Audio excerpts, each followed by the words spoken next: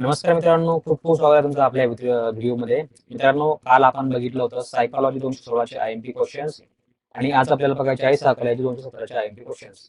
Time टेबलनुसार बघा मित्रांनो, psychology 217 हा जो विषय आहे याचे आय-एम-पी क्वेश्चन्स आपल्याला द्यायचे आहेत आणि हा पेपर उद्या दुपारी 2:30 ते 5:30 म्हणजे 2:30 ते 5:30 आहे. ठीक आहे. उद्या आहे 27 मे बरोबर. तर 27 मेला जो आहे याच्यामध्ये असणार आहे सायकॉलॉजी 216 झालेला आहे आपला काल. आज आहे आपला 217. ओके. SYBA. तर याचे आपल्याला आज आय-एम-पी क्वेश्चन बघायचे आहेत. तुम्ही जर का समजा आपला ऍप घेतला असेल तर तुम्हाला ऍपमध्ये सर्व आय-एम-पी क्वेश्चन मिळालेले असतील. ओके. तर हे तुम्ही बघू शकता याच्यामध्ये टॉक हे आपलं ऍप्लिकेशन आहे. याची लिंक तुम्हाला मी खाली व्हिडिओच्या डिस्क्रिप्शनमध्ये दिलेली आहे. आय-एम-पी क्वेश्चन तुम्ही त्यावर बघू शकता, घेऊ शकता. ओके. तर चला मित्रांनो, आपल्याला आय-एम-पी क्वेश्चनला सुरुवात करायची आहे.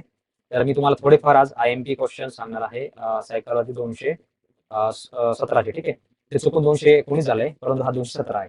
ओके. तर याच्यामध्ये बघा मित्रांनो, तुम्हाला मी थोडेफार सांगणार आहे. ज्यांना कोणाला बाकीचे पाहिजे असेल त्यांनी आपलं ऍपवरून घेऊ शकता. ऍपवर मी यावेळेस तुम्हाला भरपूर असे आय-एम-पी क्वेश्चन सांगितलेले आहेत. याच्यामध्ये बघा मित्रांनो, आपल्याला काही प्रश्न असे आहेत एकदम सोपे आहेत, आपल्या दैनंदिन जीवनातील आहेत, आपल्या आजूबाजूचे आहेत. प्रत्येक घरामध्ये छोटे बाळ वगैरे असतं, त्यावर सगळं अवलंबून आहे हा. ठीक आहे. तसं हा विषय आपला जो आहे मानसशास्त्र. गरोदरपणातील काळजी. गरोदरपणामध्ये कशा प्रकारे काळजी घ्यायची, ठीक आहे, त्या बाळाच्या आईची असेल, ठीक आहे, पालकांची असेल वगैरे, तर ते याच्यामध्ये तुम्हाला लिहायचं आहे गरोदरपणातील काळजी. नंतर आहे बघा प्रसूतीपूर्व विकासावर परिणाम करणारे घटक. आता कुठले कुठले असतात परिणाम करणारे घटक, तुम्ही पुस्तकमध्ये वाचू शकता किंवा याच्यामध्ये शक्यतो जे काही लेडीज महिला असेल त्या सर्वांना याचे उत्तर जे आहेत तोंडपाठ असतील, परंतु जे काही नवीन विद्यार्थी असतील त्यांना पुस्तकामध्ये हे वाचावं लागेल. ओके. नंतर बघा बाळाच्या रडण्याची कारणे आणि बाळाच्या रडण्याचे उपाय. बाळाच्या रडण्याची कारणे काय असतात सगळ्यांना माहिती असेल, छोटं बाळ ताना बाळ काय रडते वगैरे. ठीक आहे. त्यावरती उपाय काय असतात, रडू नये म्हणून वगैरे, सर्व काही तुम्हाला ज्या मित्रांनो याच्यामध्ये लिहायचं आहे. नंतर बघा बाळासाठी आपल्याला काय करावे लागते. आता बाळासाठी काय करावं लागतं बघा, भरपूर लोकांना जे आहे छोट्या बाळाची म्हणजे आवड असते, म्हणजे शेजारी पाजारी कोणाचं छोटं बाळ असेल तर ते घेऊसं वाटतं, त्याला खेळूसं वाटतं बरोबर. त्या प्रकारचं तुम्हाला याच्यामध्ये उत्तर लिहायचं आहे. विकास म्हणजे काय, कार्यविकास म्हणजे काय. नंतर बघा वाढीतील वैयक्तिक फरक. जी काही बाळाची वाढ होते त्यामध्ये जे काही फरक जाणवतात, फरक होतात, ते कुठले कुठले फरक असतात, काय असतात ते तुम्हाला याच्यामध्ये लिहायचे आहे. नंतर बघा याच्यामध्ये दूध पाजून झोपवणे एवढंच का, तर का करतायत बाळासाठी बरोबर. आता बघा हे खूप म्हणजे विचार करण्यासारखा प्रश्न आहे. केवळ फक्त दूध पाजूनच बाळाला का झोपवले जाते. ठीक आहे. तुम्हाला याचं देखील उत्तर लिहायचं आहे. सर्वांना माहिती असेल उत्तर तोंडपाठ असेल ते तुम्ही याच्यामध्ये लिहू शकता. मूलमूत्र विसर्जनाचे शिक्षण आणि काही संबंधीय समस्या कुठल्या कुठल्या जाणवतात त्या बाळाच्या पालकांना, ते तुम्हाला याच्यामध्ये लिहायचं आहे. शारीरिक विकास परत परत आला का रे. ओके. शारीरिक कारक विकासावर परिणाम करणारे घटक कुठले. भाषा विकास कसा होतो, छोट्या बाळाचा भाषा विकास कसा होतो तुम्हाला याच्यामध्ये लिहायचं आहे. तर आपण छोट्या बाळाला ज्या काही सवयी लावतो, आताचे लोक काय सवयी लावतात, मोबाईल खेळणे, टिकटॉक बघणे, युट्यूब चालवणे. ठीक आहे. परंतु पूर्वी कसं होतं, बाळाला बोलायची सवय लावायची, आई म्हण, बाबा म्हण, काका म्हण, भाऊ म्हण बरोबर. अशा ज्या काही सवयी असतील, चांगल्या चांगल्या सवयी असतील ते असायच्या. ओके. नंतर बघा याच्यामध्ये आपल्याला उच्चार समस्या व उच्चारातील दोष. बरेच छोटे बाळ असं असतात ज्यांना लवकर बोलायला येत नाही. त्यांना जे काही उच्चार होतात, शब्दांचे उच्चार असतात, ठीक आहे, आई बाबा वगैरे हे शब्द त्यांना एकदम येत नाही, काही नाही एकदम येतात. याच्यामध्ये थोडासा वेळ लागत असतो. प्रत्येकाची वाढ वेगवेगळ्या प्रकारे होत असते, सर्वांची वाढ एकसारखी होत नसते. परंतु मुलींच्या बाबतीमध्ये ही जास्त वाढ जी आहे ती फास्ट होते. शक्यतो मुलींमध्ये हे प्रमाण जास्त असते, त्यामुळे त्यांना लवकर उच्चार होतो. परंतु जे काही दुसरे जे काही मुलगा असेल, छोटा बाळ असेल, त्याला थोडासा हा अभाव त्याच्यामध्ये जाणवतो. नंतर आहे बघा मित्रांनो याच्यामध्ये भाषा विकासासाठी पोषक ठरवणाऱ्या विविध कृत्या कुठल्या. मी आणि माझ्या भोवतालची माणसे. बघा आता बाळाच्या भोवतालची माणसे कशी असली पाहिजे. ठीक आहे. बौद्धिक, भाषिक, सामाजिक, भावनिक विकासासाठी उपक्रम कोणते कोणते केले जातात. खेळणी, पुस्तके, गोष्टी कुठले कुठले त्याच्या आजूबाजूला खेळलं गेलं पाहिजे, कोणते खेळ खेळले पाहिजे, कोणते पुस्तक वाचले पाहिजे त्या मुलाच्या पालकांनी किंवा ठीक आहे, कोणत्या गोष्टी मुलाला सांगितल्या पाहिजे. आता जसं जसं बाळ मोठं मोठं होत जाईल तसं तसं आपण त्याला पुस्तक वाचायला शिकवतो, खेळ खेळायला शिकवतो, गोष्टी सांगतो, त्याला त्याला गाणी गाणी म्हणून दाखवतो. ठीक आहे. जास्त करून हे काम जे आहे जास्त करून आपल्या घरातल्या आजी आजोबांकडे असतं. पालकांचे प्रश्न आणि समस्याच्या अस्तित्वाचे स्थान. ठीक आहे. यामध्ये काय फरक आहे काय नाही हे तुम्हाला याच्यामध्ये लिहायचं आहे. शरीराचा आकार, वजन व उंची याची कशा प्रकारे वाढ होती, ठीक आहे, हे तुम्हाला याच्यामध्ये लिहायचं आहे. नंतर बघा याच्यामध्ये मित्रांनो शारीरिक वाढीवर परिणाम करणारे घटक कुठले कुठले असतात तुम्हाला माहिती असायला पाहिजे.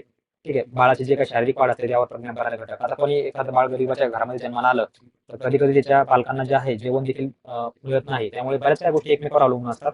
आणि असं नाही की म्हणजे तेच फक्त, असे काही छोट्या मोठ्या गोष्टी असतात ज्या त्याच्यावरती अवलंबून असतात. तर हे सर्व जे काय आहे तुम्हाला याच्यामध्ये लिहिता आलं पाहिजे असं उत्तर. ठीक आहे. अशा प्रकारे तुम्हाला उद्या प्रश्न येतील, तुम्ही याच्यामध्ये लिहू शकता. आणि मित्रांनो, ज्यांना कोणाला IMP क्वेश्चन पाहिजे असेल, आता हे फक्त मी तुम्हाला थोडेफार सांगितलेले आहेत. माझ्याकडे 2 सेट आहेत. त्या 2 सेटमध्ये तुम्ही थोडंफार जरी वाचलं किंवा अर्धा जरी सेट वाचला तर तरी तुम्ही उद्याच्या पेपरमध्ये चांगल्या मार्कांनी पास होसाल. ठीक आहे. तर हे आपलं ऍप्लिकेशन आहे. यावर तुम्हाला थोडीफार फीज आहे, नॉर्मल फी आहे, जास्त फी नाहीये. तुम्ही घेऊ शकता. ओके. तर मित्रांनो, आशा आहे तुम्हाला हा व्हिडिओ आवडला असेल. आता ज्यांना कोणाला IMP क्वेश्चन पाहिजे असेल तर त्यांनी हे आपलं ऍप घ्या. ओके. आणि मित्रांनो, तुम्हाला मी अजून एक सांगू इच्छितो, आपलं हे युट्यूब चॅनल आहे, सर्वांना माहिती असेल. या युट्यूब चॅनलवरती मित्रांनो बघा, तुम्ही लाईव्ह मध्ये जर गेले तर रोज संध्याकाळी आपलं लाईव्ह लेक्चर होतं. तुमच्यापैकी बऱ्याच विद्यार्थ्यांना माहिती असेल. तर ज्यांना माहिती नसेल तर त्यांनी लक्षात द्या, इकडे हे आपलं लाईव्ह लेक्चर आहे. सर्वांनी आपलं जे चॅनल आहे ते सबस्क्राईब करून ठेवा. ओके.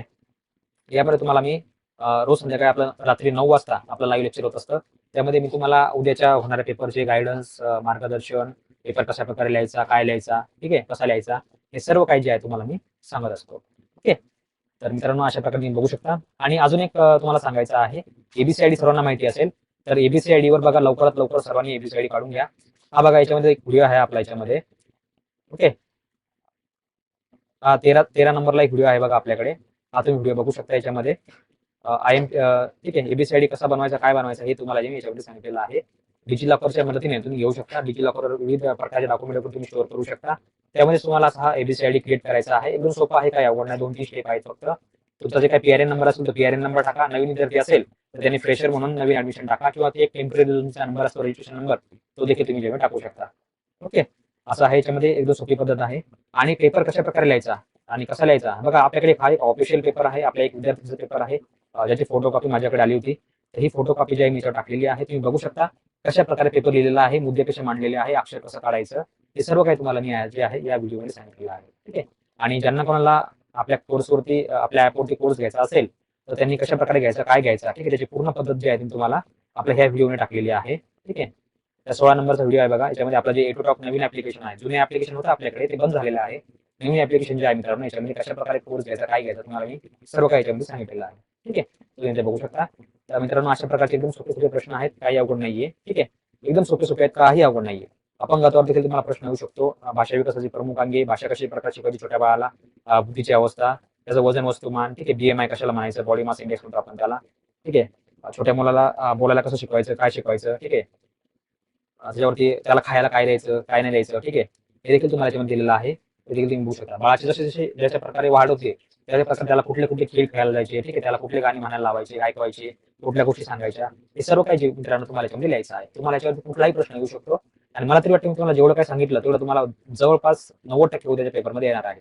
तरी ज्यांना कोणाला पूर्ण पेपर पाहिजे असेल, किंवा सॉरी, पूर्ण IMP क्वेश्चन पाहिजे असेल, किंवा तुम्हाला जे काही बाकीच्या विषयांचे IMP क्वेश्चन पाहिजे असेल, तर तुम्हाला जे आहेत आपल्या त्या ऍप्लिकेशनवरती मिळतील. तुम्ही ह्या ऍप्लिकेशनवरून आपले जे आहेत घेऊ शकता. या ऍप्लिकेशनची लिंक तुम्हाला मी खाली व्हिडिओच्या डिस्क्रिप्शन दिलेली आहे. त्या डिस्क्रिप्शनवर क्लिक करून तुम्ही आपलं ऍप्लिकेशन अपलोड करू शकता. एकदम मित्रांनो कमी फी आहे, 100-150 रुपये फी आहे फक्त. त्यामध्ये तुम्हाला सर्व विषयांचे IMP क्वेश्चन जे आहेत ते मिळतील. ठीक आहे. तर मित्रांनो, आशा आहे तुम्हाला व्हिडिओ आवडला असेल. तर मित्रांनो, भेटूया उद्याच्या लेक्चरमध्ये, पुढच्या लेक्चरमध्ये. तोपर्यंत बघत राहा, शिकत राहा. जय हिंद, जय महाराष्ट्र.